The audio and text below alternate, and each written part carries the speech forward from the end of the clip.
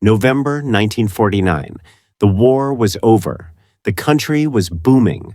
And in the smoke-filled back rooms of New York City, 13 men sat down to divide an empire worth more than most nations' treasuries. But this wasn't a boardroom. This was the commission. And the business wasn't stocks or steel. It was heroin, gambling, extortion, and blood. The Waldorf Astoria rose 47 stories above Park Avenue, its Art Deco towers glittering against the Manhattan skyline like a crown of gold and glass. Beneath the chandeliers and marble floors, where socialites danced and diplomats dined, there existed another world. A world of hidden elevators, unmarked doors, and rooms that didn't appear on any blueprint. On the 23rd floor, in a suite registered under a name that didn't exist, the most powerful criminals in America gathered for a meeting that would reshape the underworld for the next decade. Frank Costello arrived first, the Prime Minister of the Underworld, they called him. 58 years old, silver-haired, impeccably dressed in a charcoal suit that cost more than a working man earned in 6 months. He walked with the confidence of a man who owned mayors, judges, and police captains, the way other men owned furniture. Behind him came Vito Genovese, dark-eyed and predatory, already plotting the coup that would eventually put Costello's head on a plate. Carlo Gambino followed, silent as a ghost, his accountant's face hiding a mind that calculated profit and murder with equal precision. Tommy Lucchese, Joe Bonanno, Joe Profaci, the Magadino brothers from Buffalo, representatives from Chicago, Detroit, Philadelphia, and Boston, old men in expensive suits who controlled every dock, every union hall, every street corner from the Atlantic to Lake Michigan. And then there was Bumpy Johnson. He walked into that room like a panther entering a den of wolves. Ellsworth Raymond Johnson, the black godfather of Harlem. 42 years old, 6 feet tall, with shoulders that filled his tailored jacket and eyes that had seen more violence than most soldiers. He was the only black man in that room, the only one who wasn't Italian, the only one who technically had no business being there at all. But Harlem was his kingdom, and Harlem's numbers racket generated $20 million a year in untaxed cash that flowed through the Italian family's pipelines like liquid gold. They needed him. They just didn't like admitting it. The meeting began with ritual, greetings in Sicilian, careful handshakes that communicated respect and threat in equal measure. They sat around a mahogany table that could have hosted a presidential cabinet, crystal ashtrays already filling with cigar smoke, glasses of imported scotch sweating in the warm air. Costello sat at the head of the table like a chairman of the board, because that's exactly what he was. The chairman of Organized Crime's Board of Directors. The agenda was simple: territory, product, money. The French Connection had opened up new supply lines from Marseille, flooding American cities with heroin purer and cheaper than anything the Chinese tongs could provide. The profits were astronomical. A kilogram purchased in France for $5,000 could be cut and sold in New York for $250,000. The question wasn't whether to expand. The question was who controlled which territories, which distribution networks, which streets. They started with the easy decisions. Chicago got the Midwest. Detroit controlled the automotive industry's blue-collar workers, who consumed enough heroin to fund small armies. Philadelphia and Boston divided New England. The families had been doing this for decades, carving up America like a Thanksgiving turkey, each boss taking his piece, everyone honoring the agreements because the alternative was war, and war was expensive. Then they reached Harlem. Costello spread his hands expansively, cigar smoke curling around his manicured fingers. The numbers racket in Harlem, he explained, had traditionally been managed through local operators who paid tribute to the families. Small-time players who collected bets on the daily lottery paid out winners and kicked a percentage uptown to the Italians who protected them from police raids and rival gangs. It was a system that had worked for 20 years. But the heroin trade was different. Heroin required infrastructure, import connections, political protection at the federal level, distribution networks that crossed state lines. This wasn't small-time street gambling anymore. This was industrial-scale narcotics trafficking, and Costello wanted to reorganize Harlem's operations to bring them more directly under commission control. Bumpy listened in silence. His face showed nothing. He'd learned long ago that the most dangerous weapon in any negotiation was patience. Let them talk. Let them reveal their assumptions, their blind spots, their weaknesses. Around the table, the other bosses nodded along with Costello's proposal. It made business sense. Vertical integration, they'd call it today. Control the supply chain from import to street sale, eliminate inefficiencies, maximize profit margins. When Costello finished, he turned to Bumpy with a smile that didn't reach his eyes. A formality, really. Because this wasn't a negotiation. This was the commission informing a subordinate of decisions already made. Bumpy set down his glass with deliberate care. The soft clink of crystal on mahogany was the only sound in the room. He spoke in that low, measured tone that made smart people listen carefully because they knew violence could erupt from calm as suddenly as lightning from a clear sky. He explained, with perfect courtesy, that Harlem's numbers racket was already running at peak efficiency. The local operators knew their customers, knew the streets, knew how to move money without attracting federal attention. Bringing in outside management would disrupt established relationships. The community would resist, and resistance was bad for business. He wasn't objecting to the family's role in the heroin trade. He wasn't challenging their authority. He was simply pointing out that the current arrangement worked, and trying to fix what wasn't broken would cost everyone money. It was a reasonable argument, diplomatic, respectful, everything a subordinate should say when offering an opinion to his superiors. Frank Costello's expression changed. The polite smile vanished. His eyes went cold and flat, like a reptile's. And in front of 12 of the most powerful criminals in America, he called Bumpy Johnson a word that reduced 4 decades of struggle, survival, and power to a single syllable of contempt. The room went silent. Not the comfortable silence of agreement, but the electric silence before a thunderstorm, when the air pressure drops and every animal instinct screams danger. Vito Genovese's hand drifted toward his jacket before he caught himself. Carlo Gambino stared at his glass like it contained the secrets of the universe. Tommy Lucchese cleared his throat and said nothing. The bosses from out of town suddenly found the wallpaper fascinating. Everyone in that room knew they'd just witnessed something that couldn't be taken back. Bumpy Johnson didn't move, didn't raise his voice, didn't reach for the pistol they all knew he carried. He simply stood up, buttoned his jacket with movements as precise as a surgeon preparing for an operation, and looked at Frank Costello with an expression that promised absolutely nothing and threatened absolutely everything.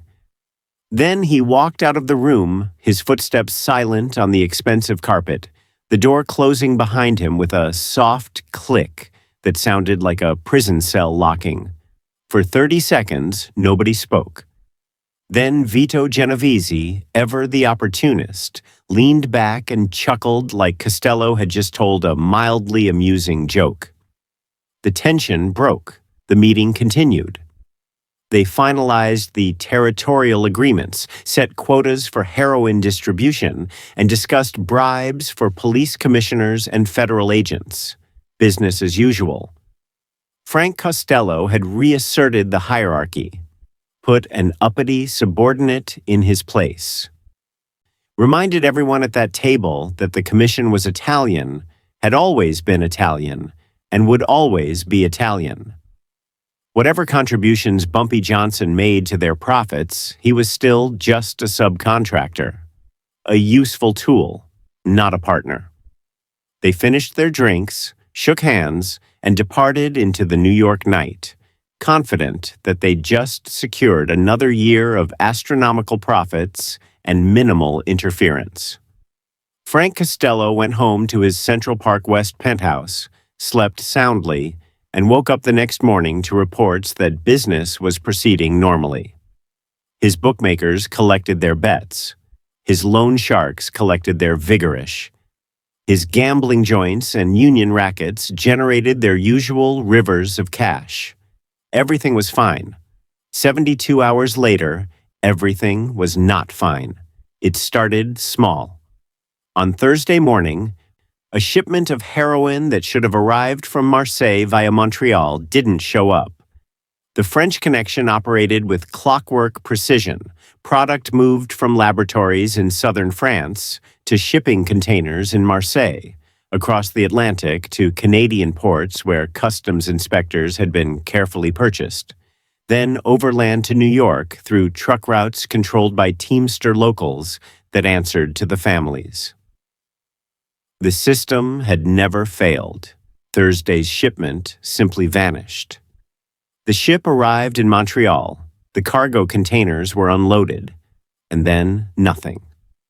The truck that was supposed to deliver the product to a warehouse in the Bronx never appeared. Costello's people made calls. The shipping company in Marseille confirmed the product had been loaded. The port authorities in Montreal confirmed it had cleared customs.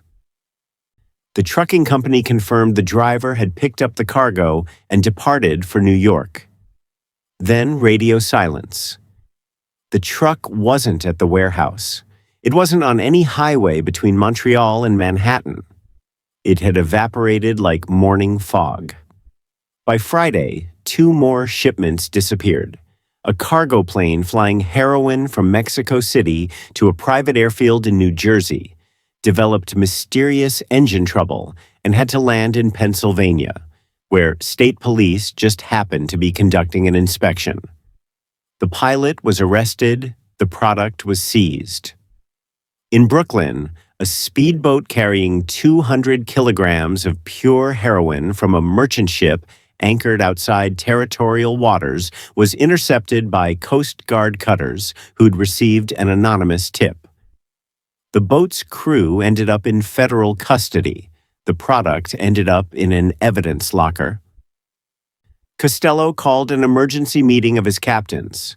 This wasn't coincidence. This was sabotage. Someone was intercepting their shipments. But how? The French connection's roots were secrets known only to the highest levels of the organization. The timing of shipments was decided days in advance, with information compartmentalized so that no single person knew the entire operation. Yet someone was feeding information to authorities with surgical precision. Someone knew everything. Saturday brought a new nightmare. Dock workers at the Port of New York refused to unload cargo from 6 different ships carrying legitimate goods that concealed heroin in hidden compartments. The Longshoremen's Union, which Costello had controlled for 15 years through a combination of bribes and strategic violence, suddenly developed a conscience. Work slowdowns, equipment failures, sympathy strikes, half the waterfront ground to a halt. Cargo sat in ships that couldn't dock, costing the families thousands of dollars in demurrage fees and lost product. When Costello's people tried to intimidate the union leadership, they discovered that the union leadership had vanished. The top 5 officials of the longshoremen's local had taken sudden vacations to undisclosed locations. Their replacements were young men nobody recognized, who smiled politely and explained that the workers had legitimate safety concerns that needed to be addressed before operations could resume. By Sunday morning, Frank Costello understood that he wasn't dealing with law enforcement. He was dealing with something far more dangerous. Someone had weaponized his entire infrastructure against him. The ports were paralyzed. The trucking routes were compromised. Even the street-level distribution was falling apart. Dealers in Brooklyn, the Bronx, and Queens were getting arrested with suspicious frequency. Routine traffic stops turned into drug busts. Anonymous tips led police to stash houses that had remained secret for years. It was like someone had turned on a light in a dark room, illuminating every shadow where Costello's organization had hidden its illegal operations. And then the phone calls started. Not threats, not demands, just information. Anonymous voices providing helpful updates. Your shipment from Marseille is currently in a warehouse at this address. Your money launderer meets his contacts at this restaurant every Tuesday at noon. Your judge takes his bribes in cash delivered to his mistress's apartment on the Upper East Side. Helpful, detailed information delivered to FBI field offices, DEA agents, and honest cops who hadn't been purchased yet. Someone was burning down Costello's empire, one carefully placed match at a time. The Prime Minister of the Underworld sat in his penthouse office and did the math. In 72 hours, he'd lost 4 major shipments worth approximately $2 million wholesale. The port shutdown was costing another $100,000 per day in lost revenue and accumulating fees. Street arrests were disrupting distribution networks that had taken years to build. And worst of all, the French suppliers in Marseille were asking questions. The French connection operated on trust. The Corsican gangsters who manufactured heroin in Marseille and smuggled it across the Atlantic did business with the American families because the Americans were reliable. They paid on time. They never talked to police. They handled their own security. But reliability was everything in the narcotics trade. If the Americans couldn't protect their supply lines, if they couldn't prevent their people from getting arrested, if they couldn't maintain operational security, then the Corsicans would find new partners. The Russian mafia, the Chinese triads, someone who could move product without it vanishing into thin air or ending up in evidence lockers. Frank Costello was losing $50 million a year in heroin revenue, and everyone in the commission knew it. Sunday night, Vito Genovese called with barely concealed satisfaction in his voice. Genovese had been waiting years for Costello to show weakness, any excuse to challenge his leadership of the Luciano family. This disaster was opportunity gift-wrapped. Carlo Gambino called with sympathetic concern that sounded like a eulogy. Tommy Lucchese called to ask if Costello needed help, the kind of help that came with strings attached and debts that could never be fully repaid. Costello sat alone in his office and considered his options. He could go to war, flood Harlem with soldiers, burn down every numbers joint, kill every operator until someone talked. But that would take months. The violence would attract federal attention. And if Bumpy Johnson could disrupt his operations this thoroughly in 3 days, a full-scale war would be suicide. He could try to find new supply routes, new ports, new distribution networks. But building that infrastructure would take years, years during which the French would abandon him, his income would collapse, and rivals like Genovese would move in for the kill. Or he could do something that Frank Costello had never done in 40 years of criminal enterprise. He could admit he was wrong. Monday evening, 9:15 p.m., a black Cadillac pulled up outside a modest apartment building on 145th Street in Harlem. Frank Costello stepped out alone. No bodyguards, no driver, no protection except the suit on his back and the desperate hope that Bumpy Johnson was a businessman, not a sadist. He walked through the front door, climbed 3 flights of stairs, and knocked on apartment 3B. Bumpy Johnson answered wearing a silk robe and slippers, a glass of bourbon in his hand, looking like a man who'd been expecting company. He stepped aside without a word. Costello entered. The apartment was neither luxurious nor shabby. Comfortable furniture. Jazz playing softly on a record player, photographs on the walls showing a life lived in the margins of legal society, but with its own dignity and order. Bumpy gestured to a chair. Costello sat. For a long moment, the two men simply looked at each other. The Italian boss who controlled politicians and judges. The black gangster who controlled the streets those politicians pretended didn't exist. Costello spoke first. No preamble, no excuses. He said that what happened at the Waldorf was disrespectful, unnecessary, bad for business. He said that Bumpy's concerns about Harlem's operations were valid, that the current arrangement should continue, that any future changes would be discussed, not dictated. He said all of this in the flat, emotionless tone of a man negotiating a hostage exchange, because that's exactly what this was. His empire was the hostage. Bumpy Johnson held the knife. Bumpy listened without interruption. When Costello finished, he took a slow sip of bourbon and set down his glass. He explained in that same quiet voice he'd used at the Waldorf that Harlem wasn't some colonial possession to be administered by foreigners. The people running numbers, moving product, controlling the streets, they'd built those operations with their own blood. They knew every cop, every politician, every community leader. They understood the delicate balance between making money and maintaining peace. Bringing in outside management wouldn't just be inefficient, it would be disastrous. Then Bumpy said something that Frank Costello would remember for the rest of his life. He said that respect wasn't about power, it was about recognition.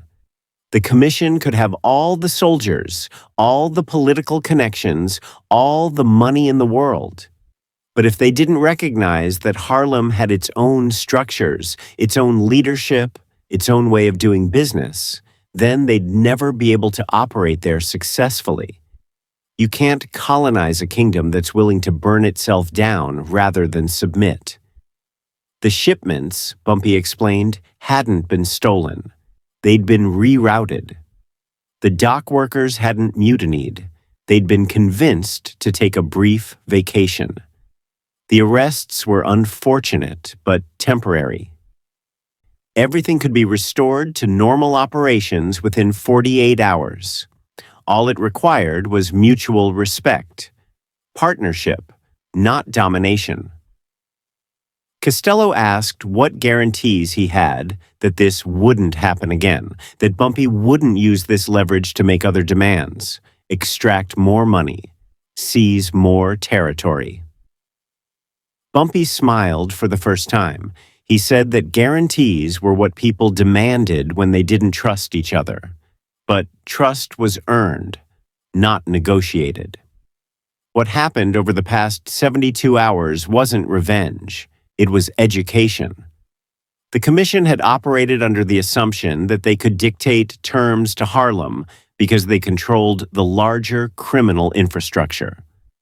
Bumpy had demonstrated that infrastructure was worthless if the local operators refused to cooperate. Now they both understood the reality. Neither side could succeed without the other. That wasn't a threat, it was just business. Frank Costello stood up, extended his hand. Bumpy shook it. The deal was sealed not with contracts or lawyers, but with the ancient understanding between criminals that breaking your word was more dangerous than breaking the law. Costello left that apartment building and walked back to his Cadillac, knowing that he'd just survived a war that never made the newspapers. A war he'd lost before he even knew it had started. By Wednesday morning, heroin shipments resumed. Dock workers returned to their posts. Street dealers stopped getting arrested.